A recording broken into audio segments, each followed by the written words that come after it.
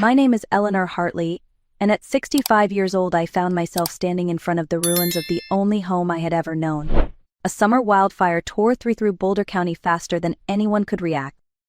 In less than 1 hour, the barns, the apple grove my late husband planted, the fences I had repaired 100 times, and the house that held 4 decades of memories collapsed into a bed of smoking ash. With nothing but a dusty pickup truck and a small canvas bag, I drove to the only place I believed was still home. My daughter Lauren lived in an upscale neighborhood on the other side of town, a world away from the fields and dirt roads that raised her.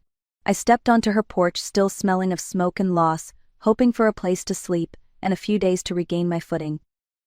Before I could even explain, her husband Brandon stepped into the doorway. His eyes moved from my soot-covered jeans to the tips of my worn boots. He lifted his hands as if blocking a stranger. "You will ruin my Italian rug. We cannot take in a homeless woman." Lauren stood behind him, silent. The girl I held through storms and hardtack lowered her gaze like I was a problem she did not want the neighbors to see. In that moment I understood I had lost more than a home.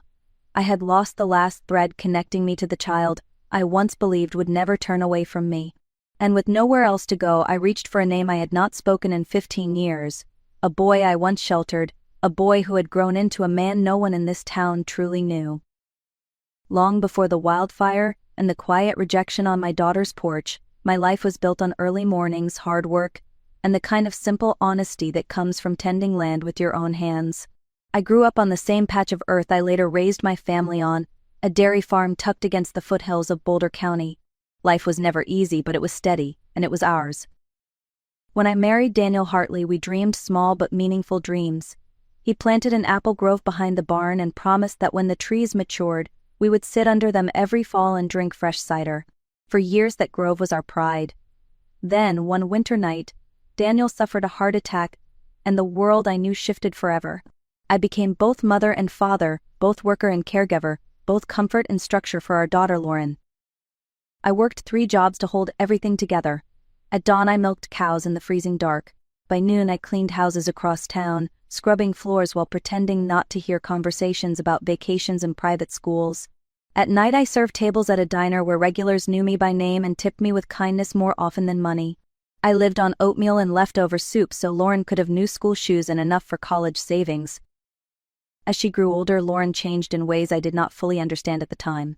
She stopped inviting friends home. She started spending more weekends away. When I showed up at her school events in my work clothes, she kept her distance, as if she were embarrassed to be seen beside me. I told myself it was normal teenage behavior, but deep down I felt our bond loosening thread by thread. I believed love and sacrifice would be enough to keep us close.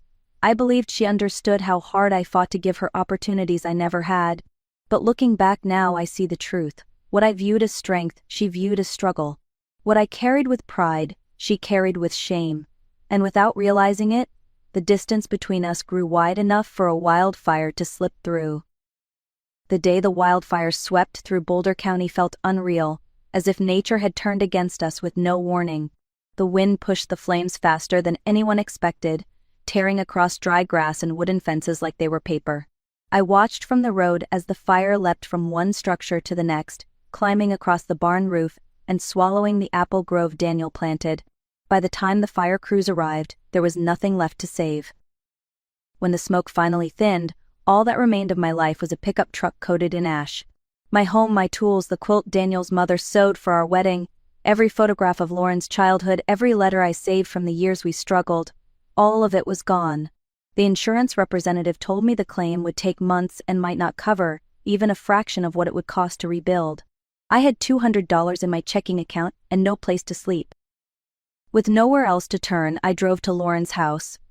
The lawns in her neighborhood were trimmed perfectly, every house lined with warm porch lights and polished steps. I walked to her door with shaking hands, hoping she would understand the gravity of the moment.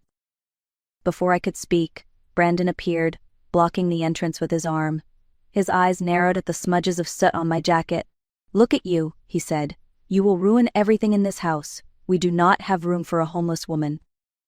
Lauren stayed behind him, eyes avoiding mine, hands clasped like she wished I had never come.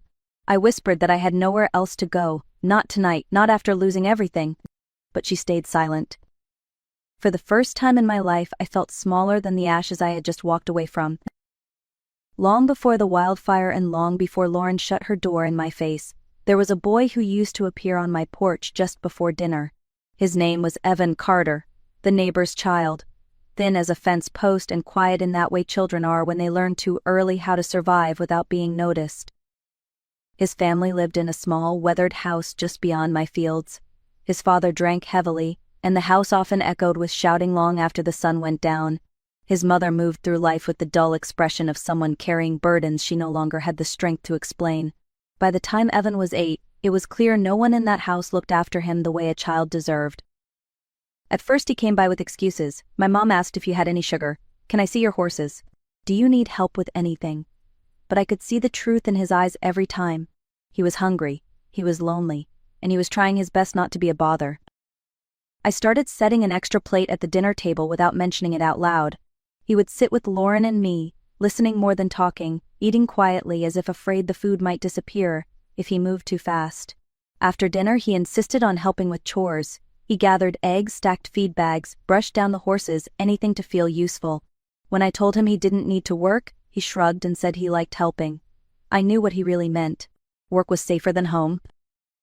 Some nights, when the yelling next door grew loud enough to shake the windows, I would find him sleeping in our barn the next morning. I never scolded him. I simply handed him a warm biscuit and pretended not to notice the fear still lingering in his eyes. By the time he reached his teenage years, Evan had discovered computers. He tore apart broken ones from the town recycling center and taught himself how to fix them. Then he started learning software, solving problems most adults couldn't understand. Even the teachers at his small public school admitted they didn't know how to challenge him. At 17, Evan earned a full scholarship to MIT. The night before he left, we sat on my porch under a Colorado sunset. He looked at me with a steadiness that did not belong to a boy that young and said softly, "You gave me a family, Eleanor. The only one I ever had." Those words stayed with me for 15 years, buried quietly under the noise of life. And I would soon learn they mattered more than I ever realized. Sitting alone in my truck outside Lauren's house, the smell of smoke still clinging to my clothes, I scrolled through my contacts with trembling fingers. I had no plan, no home, and no one left I felt I could call without shame. Then I saw a name I had not touched in 15 years, Evan Carter. I hesitated. He was no longer the thin boy sleeping in my barn or the teenager fixing old computers at my kitchen table. The last I heard, he had become something extraordinary, someone whose life existed far beyond the fences of our small Colorado town. What right did I have to reach out to him now? But loneliness makes the truth clearer.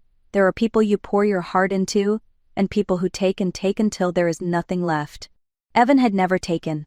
He had only received what he needed to survive. Before fear could change my mind, I pressed the call button. The phone rang once, twice. Then his voice came through, deeper now but unmistakably his. "Eleanor, is that you? Are you all right?" The moment I heard my name in his voice, the tears I had been holding back finally slipped free. I tried to speak, but the words tangled together. He waited, patient as ever, until I finally managed to tell him everything. The fire, the loss, the rejection. He did not interrupt. He did not ask why. When I finished, there was a long breath on the other end of the line before he said, with a firmness that felt like shelter, "I am coming. Do not spend the night in that truck. I will take care of you." The night passed slowly in the hotel room Evan arranged for me, a quiet space that felt far too polished for someone who had lost everything less than a day earlier. I barely slept, unsure if the call had been real, or a fragile wish my mind created to survive the shock. But the next morning, as I stood near the lobby window clutching a cup of coffee I could hardly taste, I heard it. A low rhythmic thumping in the distance. The sound grew louder, steady, unmistakable. When I stepped outside, a sleek black helicopter was descending onto the lawn, sending leaves swirling across the entrance. Guests stopped mid-conversation. Staff members pushed through the doors in disbelief. And then the cabin door opened. Evan Carter stepped out with the calm confidence of someone who lived in airports and boardrooms, but the moment his eyes found me, that confidence shifted into something warmer. He walked straight toward me without hesitation, arms open, expression softening in a way that erased the years between us. "You look exhausted," he said gently. "Come here." For the first time in days, I felt safe. He guided me toward the helicopter, but before we boarded, he paused. "Eleanor, we are going to see Lauren and Brandon. If you do not want to speak, you do not have to. Just stand beside me." I nodded, though my hands shook. Minutes later, we were airborne, the landscape shrinking beneath us. When we reached Lauren's neighborhood, Evan had arranged landing clearance at a nearby park. Families walking dogs stopped to stare. Curtains rustled. Front doors opened. And across the street, in front of her immaculate home, stood Lauren and Brandon, confusion painted across their faces. As we walked toward them, Evan's voice lowered. "Remember," he said, "you do not owe anyone excuses for how you survived." Brandon took a step forward. "What is happening? Who are you?" Evan extended a hand, not for greeting, but to introduce the truth he had carried for years. "I am Evan Carter, and this woman, the one you turned away, is the only mother I have ever had." A hush fell over the street. And for the first time since the fire, I felt the balance of my life shifting back into place. The drive to Aspen felt unreal, as if I had stepped out of my own life and into someone else's story. Evan sat beside me in the back of a quiet black SUV, answering messages on his phone, pausing every few minutes to ask if I was comfortable, if I needed water, if the air felt too warm. He had grown into a man who made decisions with certainty, but he carried the same kindness he had as a boy sitting at my kitchen table. When the gates of the property opened, I felt my breath catch. The house was not a house at all. It was a wide, sunlit estate nestled against the base of a ridge, with tall windows that reflected the pine trees behind it. Paths of stone led to a wraparound porch, and the sound of a small fountain blended with the wind moving through the branches. A woman stepped out to greet us, warm smile and steady posture. "I am Marcia," she said. "I manage the home." Inside, a cook named Helena was preparing lunch, and the gardener, Franklin, appeared with a basket of fresh herbs he had trimmed that morning. Every person looked at me not with pity but with welcome. Evan walked me through the rooms, letting me explore at my own pace. There was a library with tall shelves and a rolling ladder, a kitchen filled with natural light, and a quiet sunroom that smelled faintly of cedar. My bedroom overlooked the hillside where deer sometimes wandered near the trees. "This is yours now," Evan said simply. "No expectations, no conditions, just comfort and peace." That first night, I lay in a bed that felt too soft, staring at the ceiling, unsure if I deserved any of it. But in the morning, as sunlight filled the room and Helena set a plate of warm biscuits in front of me, I felt something I had not felt in years. I felt at home.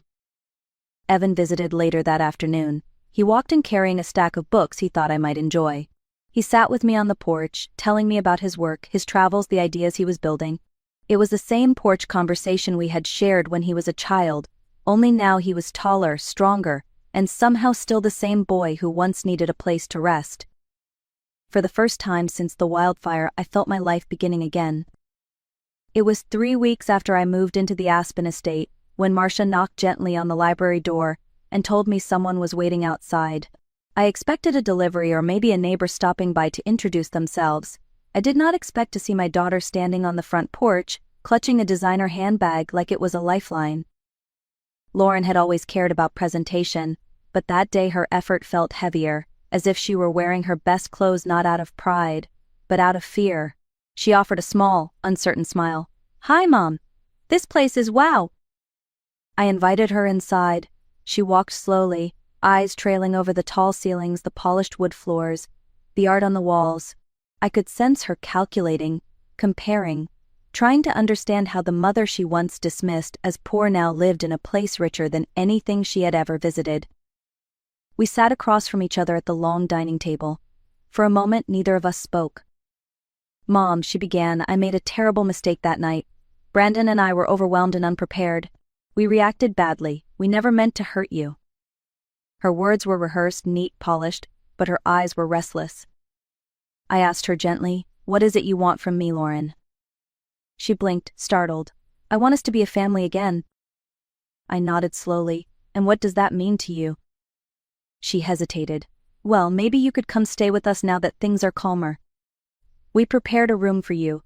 And we should talk about the trust Evan set up. $20 million is life-changing, Mom. Maybe we could work together to make decisions that benefit all of us." There it was, the truth behind her visit, not healing, not reconciliation, access. I looked at her, really looked, past the perfect makeup and forced smile, past the expensive jewelry and carefully chosen words. I saw the same fear she carried as a teenager, the fear of not being enough, of being seen as less.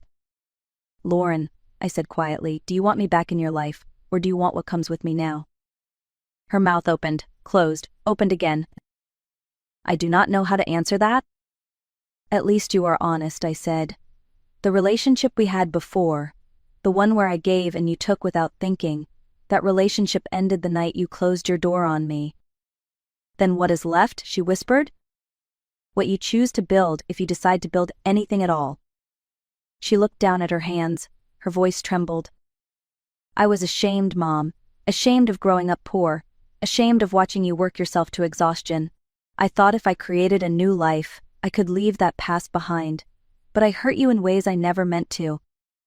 Her honesty cut deeper than any rejection. I reached across the table and touched her hand. "You have not lost me, but you have lost the version of me who accepted being treated like I did not matter." She began to cry, quietly, carefully, like someone who had not cried in years. For the first time in a long time I saw my daughter not the polished adult, but the girl I once held during thunderstorms. But even then I knew something important. Love alone would not fix what had broken between us. Lauren left the estate that evening with promises to call, to visit, to try again. I wanted to believe her, but life has a way of revealing the truth with time, not intention, and time moved quickly. Within weeks, word of what happened on her porch the night of the wildfire spread through her neighborhood. Someone had recorded bits of the confrontation, and though the video was short and grainy, it showed enough. Brandon's voice calling me a homeless woman, Lauren standing behind him, silent, Evan arriving in a helicopter. The story traveled faster than gossip usually does, fueled by curiosity and quiet judgment.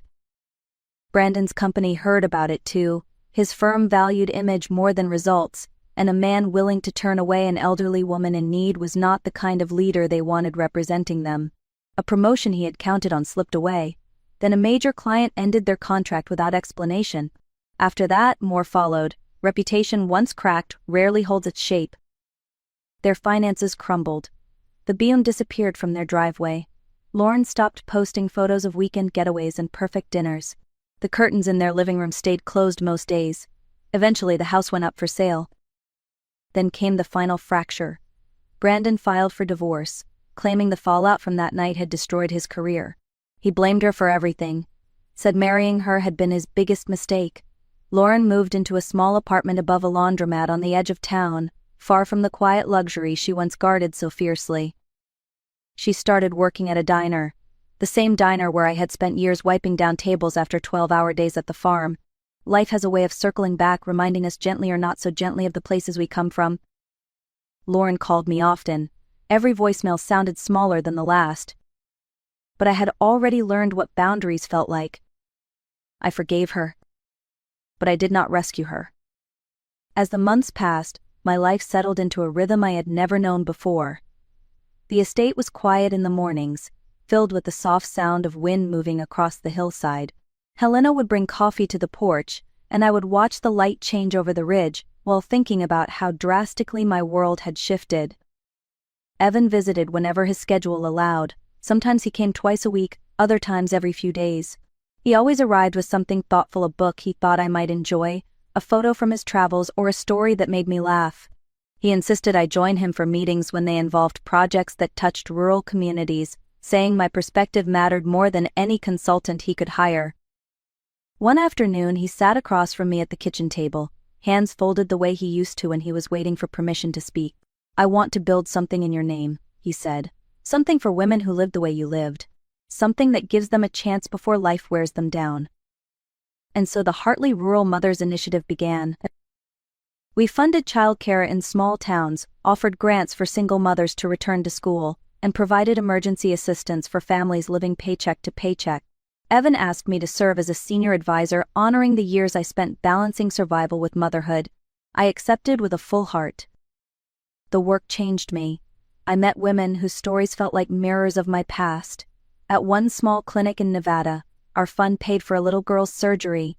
Her mother, Maria Santos, sent me a message afterward. "You saved my daughter's life. I will remember your kindness as long as I live." I read that message 3 times before the tears finally fell, not out of sadness but out of recognition. After losing everything I thought defined me, I had found a purpose that reached farther than any farm fence ever could. For the first time in years, I felt not only alive but needed.